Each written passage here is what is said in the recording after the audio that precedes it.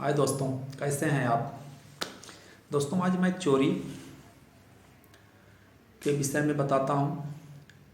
चोरी क्या है, उसके आवश्यक तत्व क्या हैं, कौन कौन से आवश्यक तत्व हैं जिसके उपस्थित होने से चोरी माना जाएगा और नहीं तो चोरी नहीं माना जाएगा।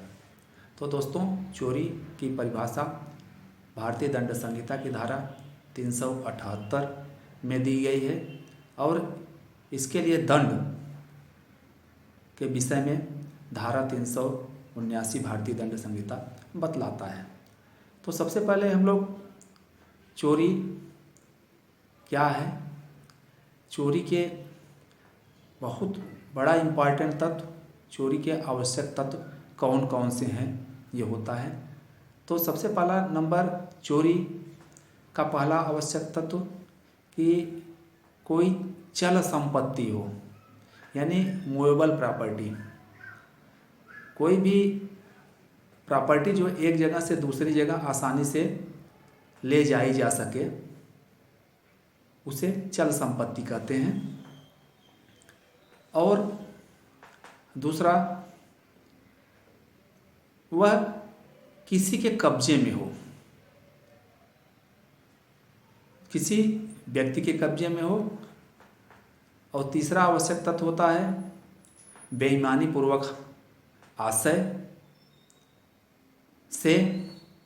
चौथा आवश्यक तत्व है बिना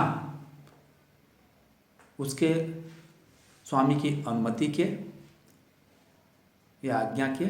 और पांचवा, उसको हटा देना। ये 5 आवश्यक तत्व चोरी के हैं दोस्तों। इसमें से एक भी आवश्यक तत्व अगर नहीं रहता है तो वह चोरी नहीं माना जाएगा। तो दोस्तों, चोरी के आवश्यक तत्व में सबसे पहले मैंने बताया कि चल संपत्ति हो। चल संपत्ति जो एक जगह से दूसरी जगह लाई जा सके। किसी का मकान है तो वो उसकी चोरी नहीं की जा सकती। किसी का खेत है, उसकी चोरी नहीं की जा सकती। कोई पेड़ है, उसकी चोरी नहीं की जा सकती। लेकिन ज्यों ही उसको हम काट करके उसको ज़मीन से अलग कर देते हैं तब वह चल संपत्ति हो जाती है और उसका चोरी किया जा सकता है। तो दोस्तों, चल संपत्ति की चोरी की जाती है, पहला आवश्यक तत्व है। दूसरा, किसी व्यक्ति के कब्जे में हो, किसी व्यक्ति के कब्जे में हो। और तीसरा, बेईमानी पूर्वक आशय हो। अगर बेईमानी पूर्वक आशय नहीं है तो वह चोरी नहीं माना जाएगा। बेईमानी पूर्वक आशय का होना बहुत ही आवश्यक है दोस्तों। अगर गुड फेथ में कोई किसी के सामान को हटा देता है तो वहाँ पे चोरी नहीं मानी जाएगी दोस्तों। और चौथा आवश्यक तत्व है बिना अनुमति के। और पांचवा है उस वस्तु को हटा देना।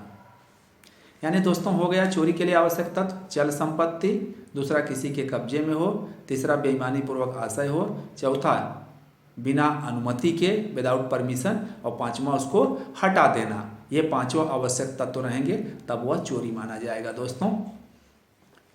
ये रहा चोरी के अपराध के लिए आवश्यक तत्व। अगले वीडियो में पुनः मिलते हैं दोस्तों, तब तक के लिए बाय।